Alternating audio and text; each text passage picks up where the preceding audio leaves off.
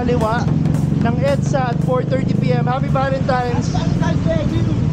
Happy Valentine's! Sobrang rush hour ngayon kasi Valentine's Day na, payday weekend, Friday pa. Itong ka na ba, Leandro? Yes.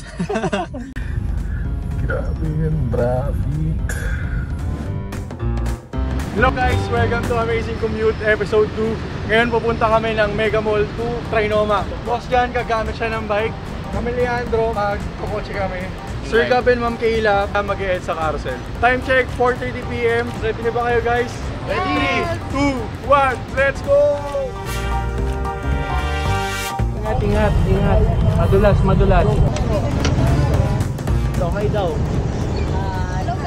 Hello. So we're in Mega Mall. Paunahan kami sa Trinoma. So we're gonna show how efficient the EDSA bus carousel is. Lalo na ngayon, di ba? Gusto patanggal yung EDSA bus carousel. Ginawa namin to guys, rush hour. On a Friday, it's a payday Friday, Feb 14, and it's Valentine's. So we're third floor tayo no? And now we're walking to the parking. Aliparan na natin yung kotse bro. Ito na yung exciting. Ito na yung sakayan guys eh. Paano ba tumawid sa carousel? Ayan, bus stop stairs.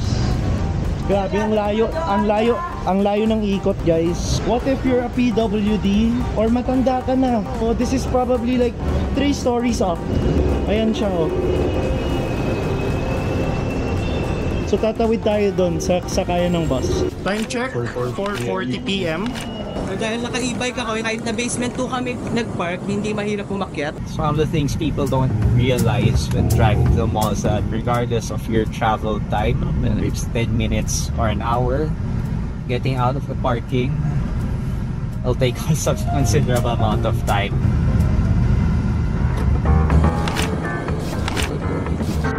Yan na si Janet. Basta kami ng bike parking at pakanan na sa EDSA. So dito medyo magulo yung flow ng traffic. Pasanay ka dito sa gitgitan, sa kasingitan. Ito na, finally. Imagine, dyan lang kami nang galing ha. Kami sa bus guys. Kita naman guys, yung traffic na nasiskip namin. So yun nga, as I've mentioned earlier, yung bus carousel, napaka-important. And there are other people who need to drive. The problem is that when everyone drives at the same time, then those who really need to drive don't have a choice but to get stuck in traffic. Kaya the point of mobility advocate isn't lahat tayo magbibisikleta, pero dapat may alternatives tayo. Pwede tayo mag-MRT, pwede tayo maglakad, pwede tayo magbisikleta, so that way we can get to where we need to be efficiently and in accordance with our needs. 4:15 time check. Nasa corner tayo ng EDSA Orchida. It's been 20 minutes.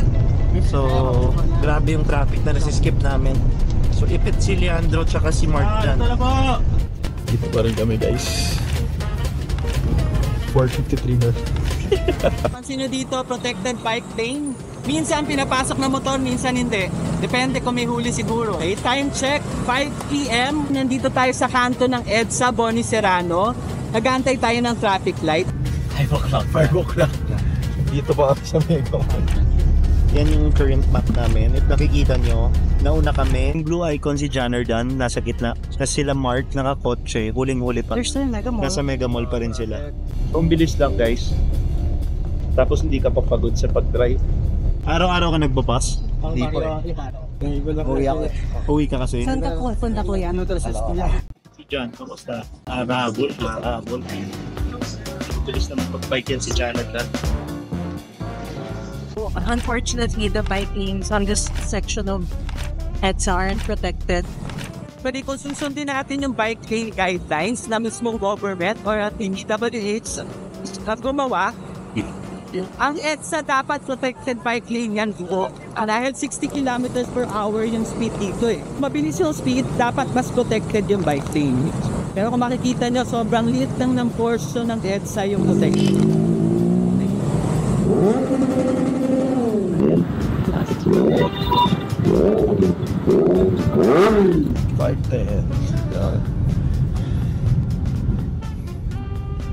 One of the things I really appreciated the moment I started bike commuting was just how easy it was to move. You know, when you're in a car, konting kalaong hirap. And when you're walking or on a bike, you can easily zip through this without any effort. So it's been 40 minutes. Next stop na kami. Yes. So ito, tinutulungan kami ni ate. Lagi ka nagbabas ate? Kasi anong masasabi mo dun sa gusto nila tanggalin yung carousel natin? Ako, hindi ako satisfied. Kasi ikaw, araw-araw po papunta sa work. Ito po yung tinitake ninyo. Ano pong ruta ninyo? Saan ka sumakay? Timor. Hanggang, tas saan ka bumababa? Monumento. Si ate guys, may kotse pala siya. Pero she chooses to take the bus. Bakit po? Mas mabilis eh. Mas mabilis. Diyan ka sa kotse ni. Matagal. Matagal ang, hindi lang oras, pati gastos ng gas, di ba? Gas. Pagod ka. Pagod pa. Pagod. Ito na po yun. Thank you po. Nice meeting you. Dito na kami. Sige po, Kuya, thank you. Sige po. Nasa ito na siya, oh. May chance pa siya. So yan, di pa binubuksan yung door, guys. Oh, Trinoma Station! Ayan. So, Trinoma is on the right. So, akit ulit ng footbridge dahil wala na namang pedestrian na nasa ground level. So yan, you're in North.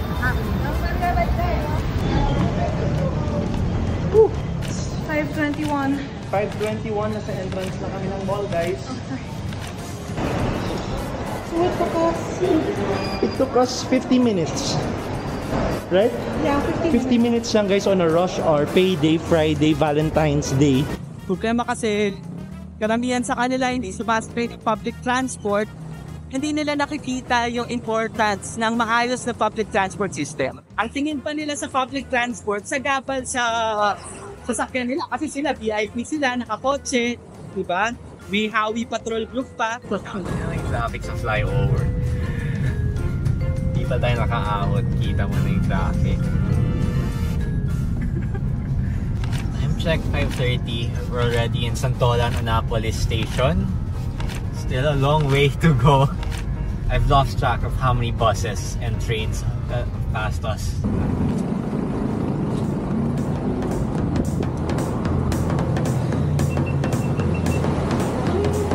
Hanapin na lang natin yung Starbucks. What time is it? 5:34, nandito kami sa Starbucks Landmark. Ako pala yung pangalawang dumating. Yes, you're right. Nanalo yung bus carousel. Yay! Gab and I are the winner. It took us 56 minutes here. The Bruce was taking the EDSA bus carousel. Wala, we just sat down. We were in aircon. We were comfortable. And it was relatively affordable. The only con is that it's a bit inaccessible to go up and down to reach the bus. But once you're on the bus, smooth sailing na. So for this episode, ako naman yung bike commuter. I used the Fido LT Plus. So inabot ako ng 63 minutes to get from Mega Mall to here. So siguro yung pros is, yun nga, relatively yung travel time is still consistent with bike commuting. Ang cons lang siguro, yung bike lane natin, hindi siya protected. Time check 6 p.m. We're already at Eton Centris near Quezon Avenue. Hello guys. Hello. Eton Centris. You have Kumusta si Leandro? Kawawa naman kayo. Marco, ubos na yung food. Uwi na yan kami ha. Tapos ito pa yung lalabas. Mix and match na Shakey's. Mas lalo nakakagutom. I actually noticed that the MRT closes at, I think their last ride is at 9:30. And then we asked a while ago sa bus. Apparently, that's 24 hours. So that's another plus point for the bus kasi. We need more bus carousels. Kung pwede na magkaroon sa Quezon Avenue, C5, and other major thoroughfares. Kasi it will improve public transport. It will make more people choose public transport instead of taking their cars. 200 meters, turn right onto Mindanao Avenue Extension. Ayan na sila! Welcome, guys! We just arrived from SM Mega Mall. We're now at Trinoma. Distance was roughly 8.4 kilometers and it took us 2 hours by car. was mind-numbing sitting still in traffic because you need to find the right tool for the right job. Mega Mall to Trinoma isn't walking distance, but it isn't too far either. If I had the choice, I would have either preferred to bike or take the MRT or the EDSA Carousel. I really think that people need to experience these modes of transport so that mobility can be simple, it can be efficient, it can be dignified.